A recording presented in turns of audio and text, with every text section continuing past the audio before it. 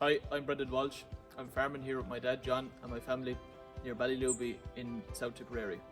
We're milking 153 cows with followers and some beef animals.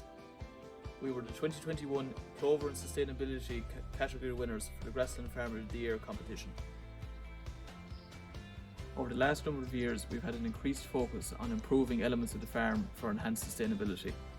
With climate and environmental pressures, it is important that farmers continue to adopt current and new technologies to ensure their farms remain sustainable into the future.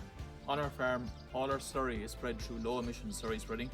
All our nitrogen is spread in the form of protected urea. We maintain and enhance current hedgerows and are planting new hedgerows and trees annually. We also soil test every paddock every year to assess soil nutrient status.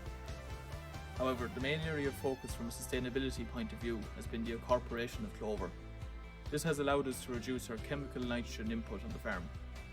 In 2021, we spread 165 kilos of N per hectare and grew 13.5 tonnes on the milking platform. In 2022, we've spread 135 kilos of N per hectare.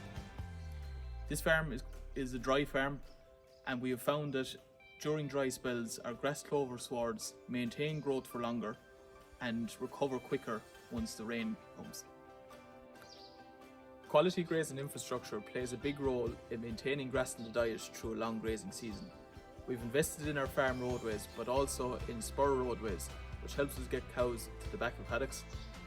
We've added multiple access points to our paddocks, and both of these help to limit damage to paddocks during the grazing season.